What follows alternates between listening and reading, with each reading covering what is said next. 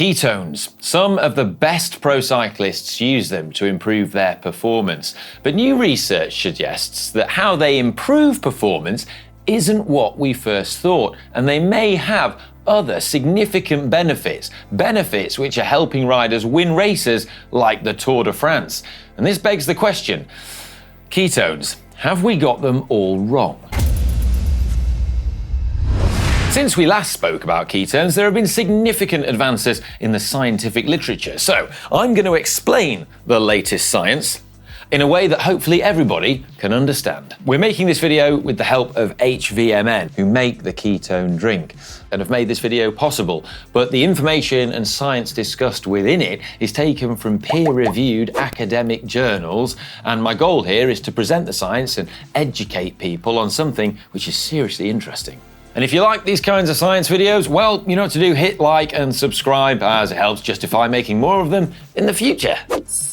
That sounds great, but what on earth are ketones? Don't worry about that, it's chemistry time. I'm going to give you a quick fire recap on what ketones are, but if you want to find out more information, well, we've done videos in the past, and there's an excellent documentary that goes into more detail on GCN+. Ketones, or more specifically, ketone bodies, they consist of three small organic molecules: acetone, acetoacetic acid, and beta-hydroxybutyrate. Although technically, beta-hydroxybutyrate is the conjugate base of beta-hydroxybutyric acid, which is a carboxylic acid and not a ketone. You didn't need to know that. These are their structures, but don't worry about understanding what they mean. It's just to show you. Now, if you're running out of glycogen, aka sugar, then your body starts giving you energy in another way, by doing a process called ketogenesis, where it breaks down fat to create ketone molecules, which it can then burn for fuel when sugar's not available.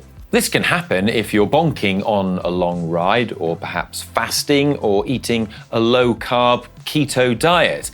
But alternatively, instead of relying on your body to make the ketones, the idea behind a ketone drink is that you can just drink them.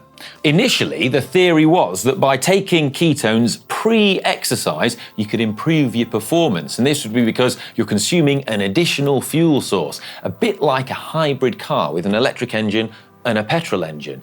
You would be able to use the ketones for energy, and then at key moments later on in the race, such as a key climb or a sprint finish, you would have preserved your glycogen better by consuming the ketones as well, so that you could use those later on. However, despite initial studies at the University of Oxford showing a 2% improvement in time trial performance when ketones were taken pre-exercise, subsequent studies have failed to show a beneficial impact to taking ketones pre-exercise. But two of the most successful World Tour cycling teams, Jumbo-Visma and Quick-Step Alpha Vinyl, have continued to take ketone supplements, which begs the question, why? Well, new research has come to light which suggests there may be significant benefits, just not what we initially thought. In addition, other issues with the original ketone drink. Firstly, the cost. 3 doses of this stuff used to cost $89, and then there was the taste. It was like bacon fried in with a sprinkling of bear on there, served on grandma's pants. Now, thanks to improvements in the process chemistry of how they make the stuff, they can produce more of it and at a lower cost, which means that a bottle of the stuff is now bigger and down to $36. And more importantly, that means it's $3.60 per serving. This is important for reasons that will become clear.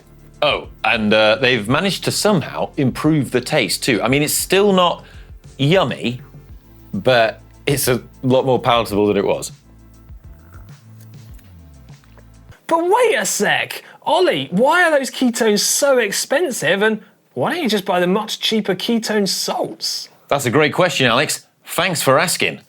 Chemistry time.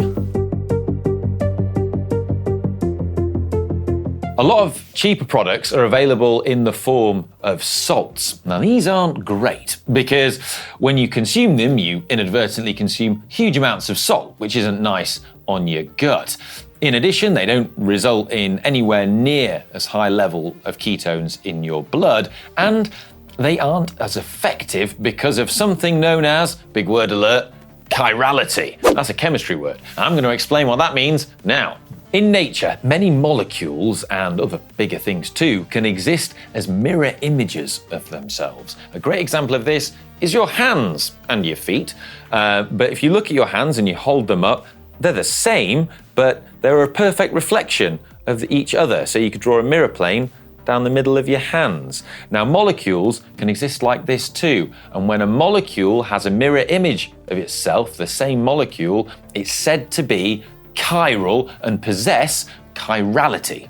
This is super important because when molecules or drugs go into your body, they interact and bind to a specific binding site in order to work.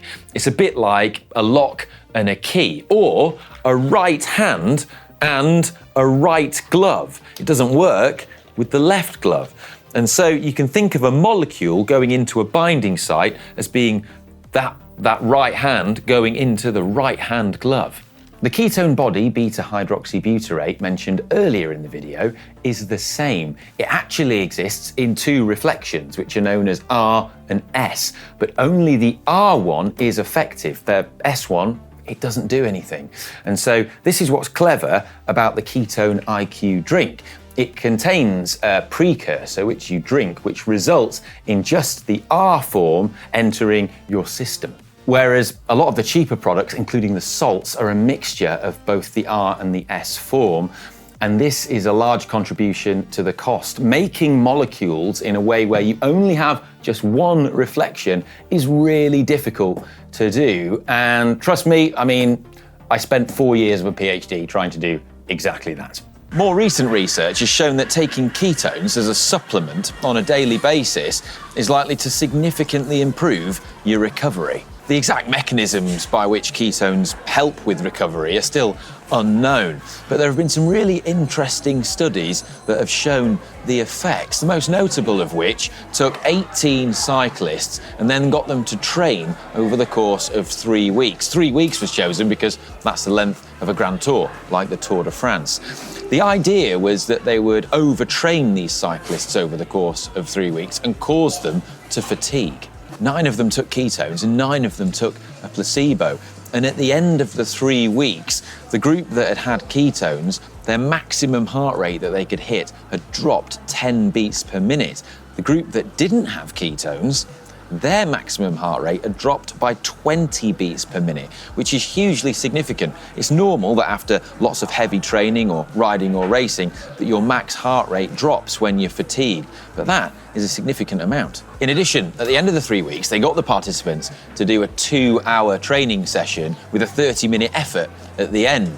And the group that had taken the ketones throughout the 3 weeks produced 15% more power in that 30 minutes on average than the group that didn't, which is huge. If you imagine you apply that to a Tour de France stage and a final climb, summit finish at the end of it, it's massive. They saw a reduction in various stress biomarkers and also post-exercise adrenaline secretion in the participants that took ketones.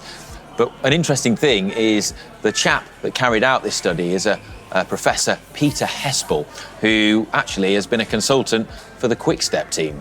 Other studies have shown that replenishing your muscle glycogen stores after exercise is aided by ketones too, and this is something that's key for recovery. And overall, the benefits do seem to be around recovery over a period of time, rather than gaining a benefit by just having a shot of the stuff before your next race. But to find out more, I spoke to Michael Brand, who's the CEO and co-founder of HVMN. Good to see you, Michael. Thanks for joining the call. So, this, all sounds great from the perspective of Tour de France riders, but, what about people just sort of training day in, day out, or not competing at that level? Ollie, thanks for having me on. There's a lot of controversy in cycling around ketones right now, where half of the folks think that it's no good, doesn't work. Other half think it's so good that it should be banned. A lot of players, teams don't want to be caught in that fray, don't want me to say who is buying it or not. People want sponsorship dollars, et cetera, understandably, if we're going to say exact names. What I can say is a majority of Pro Tour teams that race on the Tour de France are using HVMN ketones in some capacity. Wish I could say X person team, but they're going to come after me if I say so for now. We'll let you know updates as the landscape changes. It's obviously fast moving. Yeah, so it's secret. I like that. But so just to be clear, so they're buying ketones. Yes. Right. Okay. That's they clearly believe that there's something in it. Then, so do you have any insight as to how in which they're taking them? Yeah, the two main modes that people take ketones are for performance and recovery. And if I was to rewind the clock, when we first brought ketones to the market, it was all about performance. There's a lot of activity, interest around using ketones for performance. There's still some of that, although I mean the science has evolved around that, and actually a lot of science has emerged around the recovery, the second mode of use, where ketones are really interesting, where when you have it with your standard, your nutrition for recovery, your protein and your carbs, that ketones help people to recover quicker. Have an elevated level of ketones from a ketone drink for hours throughout the day when you are recovering seems to help with a few things like muscle glycogen resynthesis, muscle protein resynthesis. And just ecologically, we're seeing that riders are able to recover quicker, snap back quicker when they're having ketones with their gold standard recovery. So in terms of taking it for recovery then, I mean, getting muscle glycogen resynthesis is obviously a huge component of something like the Tour de France, restoring the glycogen so that you can go the next day. But how are the riders sort of taking it? Is it a thing where they, after the stage, that they're having a dose? And if so, what's the timing of it and how much are they taking? Standard practice is people are actually having it during the race as well. They're having it in a 1-to-3 ratio to 1-to-5 ratio with their carbs. So if they're having 40 grams of carbs, they'll have 10 grams of ketone IQ in there. So keeping elevated circulating ketones throughout, and then afterwards having larger servings. So having 20, 30 grams of ketones, maybe re-upping as well later in the day before sleep. It does not interfere with sleep. It actually, basically wherever you're at in your circadian rhythm, ketones are a metabolic substrate that is helping your body do the functions that it's meant to do. So it's not a stimulant. It's not caffeine. I would not have caffeine before bedtime. I would have water before bedtime, where water is going to help your body with all the rebuild, repair processes. You can think of ketones as a really efficient metabolic substrate in the same way. So people have it once or twice after their session to make sure that their body is able to do all those good things around glycogen reuptake, protein resynthesis. Well, thanks so much for your time, Michael. It's been great chatting to you. And I think considering it must be a significant cost if the pro teams are buying it. They clearly believe in the recovery powers of it. It's a significant endorsement. I hope you found this video informative and interesting. If you've got any questions, fire them down in the comment section below and give it a thumbs up, help support the channel and all that. But the research with ketones is ongoing. There's still quite a lot that we don't understand, and there may be other benefits to these things, which I think is fascinating. So I'm going to keep up to date and follow the science closely. But ultimately, when you train, your ability to get fitter is dependent on your ability to recover. A lot of people overcomplicate training.